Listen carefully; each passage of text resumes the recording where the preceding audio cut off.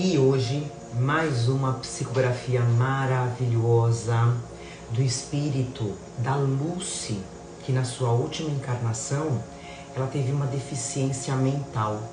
E ela contou a história da vida dela para a médium Vera Lúcia Marinzec, que está lá no livro Deficiente Mental, porque fui um. E sempre a nossa querida médium Vera Lúcia Marinzec, assessorada, apoiada pelo seu mentor, pelo seu guia espiritual, Antônio Carlos. Então, vamos conhecer a história linda da Lucy.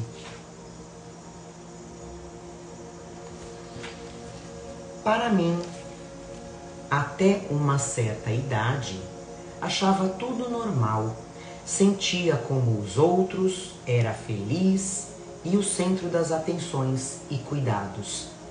Meus genitores, pessoas bondosas e simples, foram excelentes pais e educadores de nós 4. Éramos em 3 meninas e eu, a única garota. Não parava quieta, fazia artes, mexia em tudo. Era repreendida, mas de modo carinhoso. Não mexa aí, Lucy, você pode se machucar. Tinha medo de me machucar, por isso não mexia em nada perigoso. Que eu me lembre, me machuquei poucas vezes, ao cair por andar sem muita coordenação motora, mas nada sério, só umas raladas. Era medrosa, tinha medo de dormir sozinha, por isso sempre dormi no quarto dos meus pais. Meus irmãos costumavam trancar seus quartos para que eu não entrasse e bagunçasse os seus brinquedos e cadernos. Adorava rabiscar cadernos. Às vezes fazia birra, gritava e esperneava. Queria algo e se não me dessem, chorava fazendo um escândalo. Nunca levei uma palmada, mas também não me davam o objeto desejado, a causa da birra. Aprendi a me controlar, entendi que não adiantava chorar. Isso foi importante para mim. Eduquei o gênio caprichoso de outrora. Era uma deficiente mental. Minha mãe, na minha gestação, teve rubéola. Meus pais, espíritas já naquela época, não quiseram nem falar em aborto. Para descrever a história da minha vida, conversei muito com papai e mamãe. De posse de mais detalhes, narro-a com mais entendimento. Sinto, Lourdes, disse papai Antônio à minha mãe, que essa criança, esse espírito, necessita de nós, de reencarnar. Não devemos privá-la dessa oportunidade. Se nascer perfeita, melhor, mas se não, será amada do mesmo modo. Se esse espírito necessita de um aprendizado num corpo deficiente, não terá sido à toa. E tudo fizeram para que a gravidez fosse calma. Nasci, eu era deficiente. E desde pequena fui cercada de carinho e de atenção. Andei e falei depois dos 4 anos, graças aos exercícios que papai fazia comigo. Ele era militar, gostava de esporte, recebera de amigos do exército um livro ou um folheto de exercícios para desenvolvimento de pessoas deficientes e físicas, e esses exercícios me fizeram desenvolver. Tinha papai muita paciência e todos os dias trabalhava comigo. Para não me cansar, os fazia cantando e brincando. Pela profissão do meu pai, mudávamos muito de cidade. Embora fossem pessoas boas, educadas, sofriam o preconceito por serem espíritas e por terem uma filha deficiente mental. Isso 50 anos atrás. Tenho observado que atualmente ainda existem muitos preconceitos em relação à deficiência. Embora tenham diminuído e as pessoas tenham se esclarecido, ainda existe. Não deveria existir. Espero que com o amadurecimento moral da humanidade, o preconceito desapareça. Não me importava de mudar de cidade. Gostava da casa nova. Ainda não havia notado diferença nenhuma entre mim e os outros, até mudarmos para uma cidade bonita que no inverno fazia muito frio. Eu era a Lucy, a filha querida, a irmãzinha dos garotos fortes, bonitos e levados. Eu era a princesinha, eu era muito amada. Tinha então 16 anos, mas sentia, era como se tivesse 5. Havia na vizinhança muitas crianças. Gostava de vê-las brincando na rua. Às vezes ia para perto delas, até que me deixavam brincar. Mas às vezes atrapalhava porque queria ser o centro das atenções. Agia com elas como estava acostumada a fazer em casa. Para continuar brincando com a garotada, tive de aprender a repartir e esperar a minha vez. Foi um ótimo aprendizado. Não gostava de brincar de correr, eu não conseguia. Tinha medo de cair. Quando elas corriam, eu ficava só olhando. Tornei-me amiga, muito mesmo, da Joana. Ela morava próximo à nossa casa. Ia muito em casa e brincávamos de boneca, de casinha. Mamãe agradava a todas as crianças e tratava-as bem quando iam em casa. Joana tinha paciência comigo. Deveria ter uns 8 anos. É assim, Lucy, dizia ela. Pega sua filhinha assim e a faça dormir.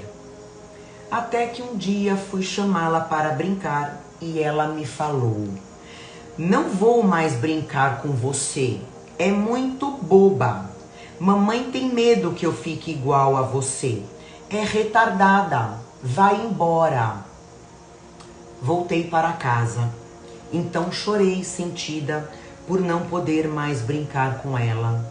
Mamãe logo veio ver o que acontecia. Que foi, Lucy? Caiu. Tem dor. Joana não quer mais brincar comigo. Ela não quer ficar boba como eu. Que é boba, mamãe? Sou uma. Falava errado, mas todos entendiam. Claro que você não é boba, falou mamãe. Você é linda e perfeita. Venha comer bolo de chocolate. Mas o bolo não era para depois do almoço? Vou dar um pedaço agora para você. Eu me entreti comendo bolo e a mamãe chorou sentida. Muitas vezes ela chorou. Meus pais sofreram por eu ser discriminada. Papai era querido e benquisto pelo seu trabalho honesto e dedicado. À noite, foi falar com os pais de Joana. Senhor Antônio, nos desculpe, disse a mãe de Joana. Houve um mal-entendido. Joana está brincando muito e atrasada na escola. Ela só poderá brincar agora no período de aulas por pouco tempo. Tem que estudar. Joana passou a brincar pouco comigo. Senti. Então passei a notar que eu era diferente dela e das outras meninas. Elas eram mais bonitas, corriam e falavam corretamente. Passei a ter algumas crises de tristeza. Queria ser como elas, mas não as tive por muito tempo. Me entristecia por minutos, distraía-me com facilidade. Ia ao centro espírita uma vez por semana com os meus pais para tomar passe. Gostava. Para mim era um passeio. Sentava e ouvia a leitura do Evangelho ou as palestras. Não entendia, mas eu sentia bons fluidos. Me acalmavam. Às vezes conversava ou ria e era só me chamarem a atenção que eu voltava a ficar quietinha. Foram amigos espirituais que muito me ajudaram e me confortaram. Papai me falou recentemente, quando já estávamos todos desencarnados, que logo que eu nasci, eu era perseguida por entidades que não me perdoavam e que por meio de reuniões espíritas, esses espíritos foram doutrinados e encaminhados. Fiquei contente ao saber desse fato. Isso os ajudou e a mim também. Joana vinha em casa menos vezes, brincava um pouco e ia embora. Porém, arrumei outras amigas. Mas eu sabia que eu era diferente. Você é uma menina especial, dizia papai. Amamos você. Preferi pensar assim. Voltei a ser alegre. Doenças? Tive poucas. Nada de importante. Alimentava-me bem. Sempre gostei de passear e ver pessoas. Eu ria muito, como também chorava com facilidade. Meus irmãos ficaram adultos e se casaram. Gostei das minhas cunhadas, eram boas e me agradavam. Gostava muito de uma, a que casou com o meu irmão Toninho, o mais velho, que eu chamava ele de Linho. Ela era espírita e me tratava como uma irmãzinha. Os três casaram e moravam em cidades diferentes. Papai aposentou-se e mudamos para uma cidade maior, onde Linho morava com a família. Nessa cidade, papai escolheu uma casa perto de uma escola especializada e fui estudar. No primeiro dia, me espantei e comentei em casa. Mamãe, lá só tem bobos. Percebi a diferença. Lá havia pessoas piores do que eu. Havia os que não andavam e eu sim. Eu falava e muitos não. Isso me motivou a ser melhor, a me esforçar e até querer ajudá-los. Gostei da escola, me sentia feliz em frequentá-la e até aprendi a ler. Gostava muito de tocar na bandinha, de cantar, de desenhar e fazer pequenos trabalhos. Tarefas simples que para mim eram o máximo. Linho ficou desempregado. Mudaram para outra cidade por ter sido admitido em outra firma. Mas também não deu certo e ele ficou novamente desempregado. Ele ficou doente, teve câncer e desencarnou após muito sofrimento. Minha cunhada sofreu muito, viúva com 3 filhos e sem aposentadoria. Ainda bem que ela morava perto dos pais dela. Papai a ajudou como podia. Batalhadora, arrumou um emprego e conseguiu criar os filhos. Com tantos problemas, afastou-se de nós, como meus outros irmãos que tinham seus problemas e filhos. Vinham nos visitar raramente. Meus pais já estavam velhos e eu tinha 40 anos. Preocupavam-se demais comigo, temiam desencarnar e me deixar sozinha. Papai ajudava muito minha escola, participou ativamente da sua reforma. Fizeram um abrigo para deficientes mentais abandonados. Ele, então, construiu nela um apartamento que seria destinado a mim. Ficaria lá quando eles desencarnassem. Ele fez tudo pensando no meu conforto e organizou toda a documentação.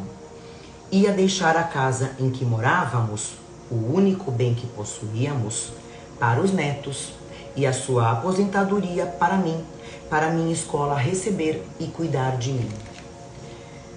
Tínhamos amizade com todos os vizinhos, mas havia um casal quase da idade dos meus pais que se tornou nosso grande amigo. Gostavam de mim como filha. Até se ofereceram para ficar comigo quando meus pais morressem. Vocês são tão velhos como nós, disse mamãe rindo. Está bem, dizia a vizinha. Somos também velhos, mas se morrerem primeiro, iremos visitar a Lucy todos os dias. Explicaram-me o que era a morte do corpo. Todos nós, Lucy, dizia meu pai, iremos desencarnar. Isso é simples e não devemos complicar. Entendi. Eles iriam desencarnar e eu iria morar por algum tempo na escola junto com as outras pessoas. Está bem, respondia. Vou e fico boazinha. Para mim não tinha problema. Compreendi que tudo o que eles, os meus pais, faziam era para o meu bem. Amava-os. E sou amada. Um dia tive uma agradável visita e fui logo contar para a mamãe. Mamãe, eu vi o Linho. Ele está muito bonito. Estava vestido com aquela jaqueta azul que eu achava linda. Ele riu para mim. Que bom, filha, disse a mamãe. Linho veio nos ver. Ele me disse algo.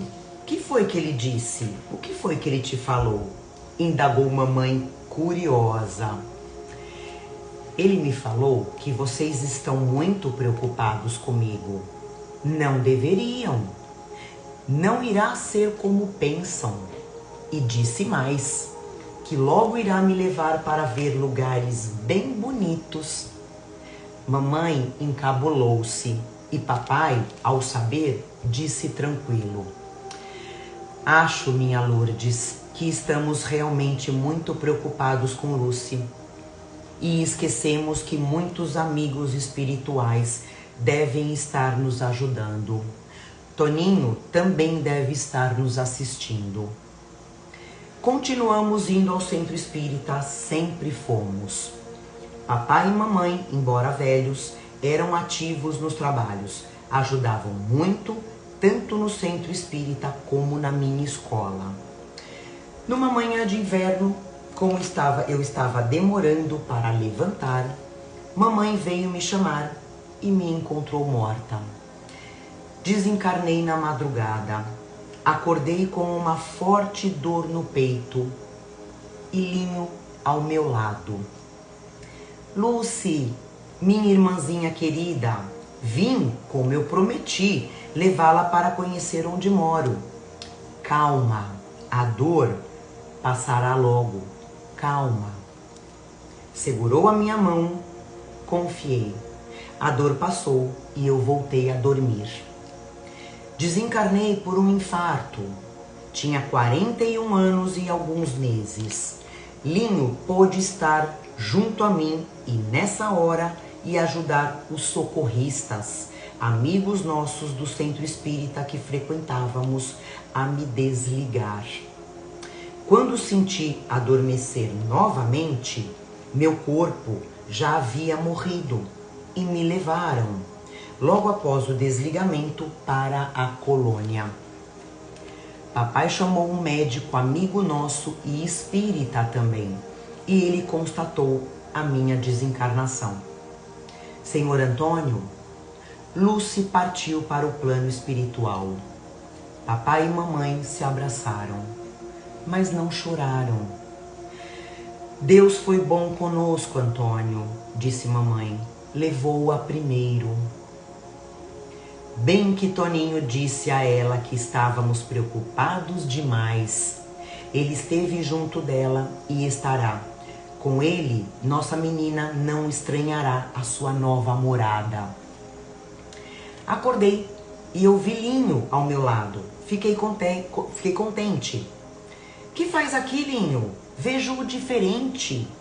Lucy, querida, você sabe que meu corpo morreu faz tempo, não sabe? Sei. E que foi morar num lugar bonito no plano espiritual. Menina sábia, foi isso mesmo. E você veio morar comigo. Desencarnei? Mas não era para o papai e para a mamãe que o fariam primeiro? Bem, mudamos os planos. Você veio primeiro para esperá-los. Quero que se sinta bem aqui. Ficarei com você. Abraçou-me e beijou-me. Senti-me bem, protegida e feliz. Ele pôde, com permissão, cuidar de mim, ficar comigo até adaptar-me. Ele morava numa casa bonita com os meus avós paternos e fui abrigada lá, onde me estabeleci. Aquela casa tornou-se o meu lar. Tratada novamente com muito carinho, me senti sadia. Comecei logo, uns dias depois do meu desencarne, a fazer um tratamento que me livrou dos reflexos das minhas deficiências.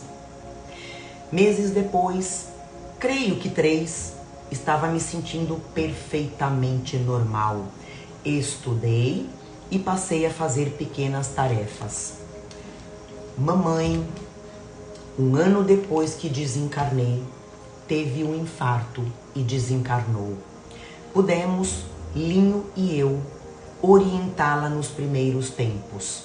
Ela se preocupava com o papai, agora sozinho, mas ele esperou com calma a sua vez e 8 meses depois de mamãe desencarnou.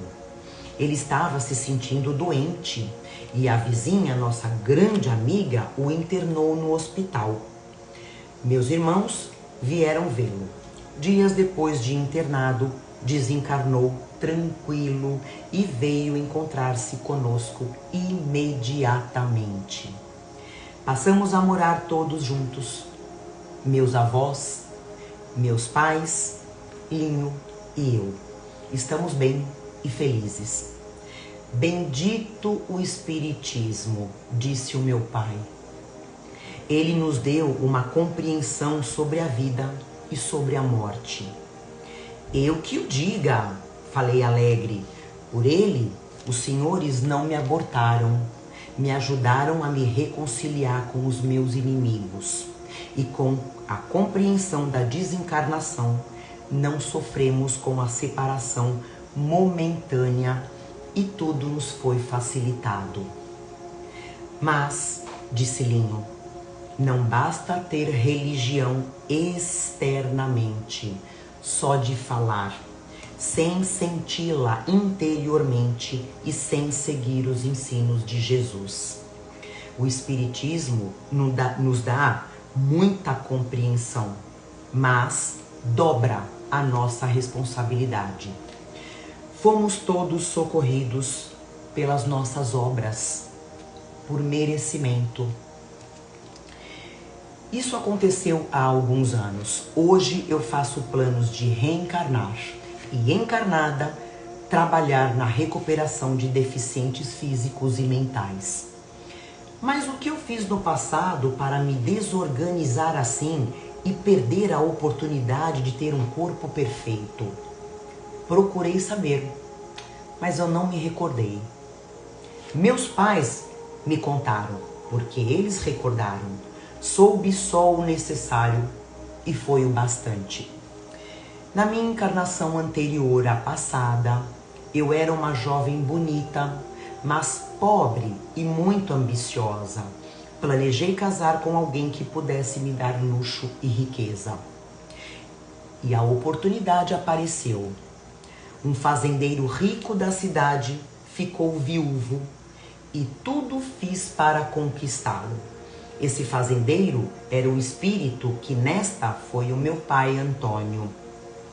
E a sua primeira esposa veio a ser Lourdes, a minha mãe nesta última como Lúcia.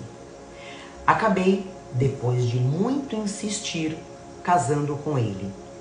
Tentei conquistá-lo, mas ele nunca me amou, mas sim a sua primeira esposa. Má, cínica, infernizei a vida dos meus enteados e de todos os moradores e servidores da casa grande. Caprichosa, quando queria algo, tinha que ser atendida com rapidez e perfeição. Castigava sem piedade as escravas que me serviam. Eu tive 3 filhos que deixei com as amas e eu as impedia de verem os seus filhos. Meu esposo ficou doente e passei a cuidar da fazenda, para a infelicidade de todos os escravos. Foi um horror. Judiei dos escravos e tornei-me odiada. Meu esposo morreu e um filho dele, do seu primeiro casamento, veio para cuidar da fazenda. Não gostei que me tirasse a autoridade e planejei matá-lo. Mas meus planos fracassaram. Ele soube de tudo, me tirou todo o poder, me expulsou da casa grande. Passei a morar em outra casa menor ao lado dessa. Não podia mais dar ordens nem castigar os escravos. Desencarnei velha, doente e sozinha. Fiz muitos inimigos que me perseguiram por anos. Meu esposo arrependeu-se de ter casado comigo e ter permitido que fizesse maldades e por ter atendido aos meus caprichos. Quando fui socorrida, eu estava perturbadíssima, queria esquecer e não ver mais os meus inimigos. Os orientadores planejaram me reencarnar. Meu ex-esposo e a sua primeira mulher já estavam reencarnados e casados. Foram consultados, quando desligados pelo sono, quanto à possibilidade de me aceitar como filha. Souberam que eu seria deficiente. Aceitaram e prometeram me ajudar a me recuperar e a me educar. Fizeram com êxito, sou muito grata a eles. Hoje, ciente dos meus erros do passado, me sinto feliz por ter me reconciliado com todos que eu prejudiquei e ofendi. E por saber que terei outras oportunidades de fazer o bem, de construir e de progredir. Então a gente percebe esse relato, essa psicografia emocionante, quantos ensinamentos ela traz pra gente sobre, primeiro, a educação que esses pais deram para essa criança, apesar da deficiência mental, não faziam tudo aquilo que ela queria, colocavam limites. Olha o quanto é importante. Sobre o aborto, graças à doutrina espírita, que ensina a gente que a vida continua, esses pais já espíritas, apesar de saberem da deficiência, não abortaram porque sabiam que esse espírito teria um objetivo aqui na Terra. Sobre o preconceito que os deficientes, tanto mentais como os físicos, sofrem, e ela fala que tomara Jesus que com o amadurecimento moral da humanidade, qualquer preconceito termine. Então que a gente tenha esse olhar, não para o corpo físico, independente da deficiência, mas para o espírito, para aquela alma que se encontra dentro desse corpo. Sobre o acompanhamento, ela fala a importância do acompanhamento espiritual no tratamento da doença, da deficiência. Vocês viram como foi importante o aprendizado espiritual durante a vida encarnada dela e depois quando ela passou para o outro lado. Então que a gente possa ter esse acompanhamento na nossa vida espiritual.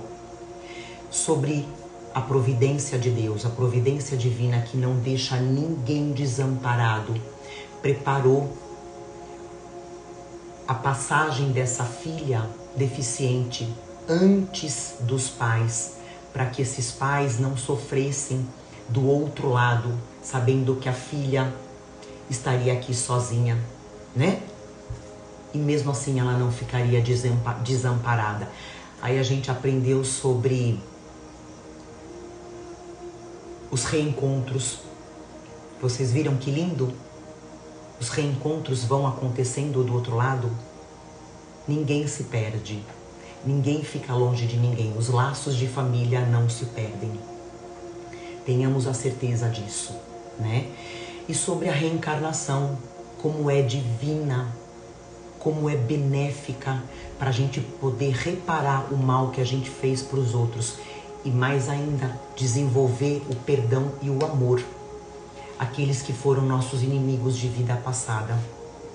Que a gente, com esse esquecimento, né, da vida passada, a gente consegue amar, perdoar. Então, vou pedir para vocês compartilharem esse vídeo e que a gente possa praticar todos os dias os ensinamentos de Jesus.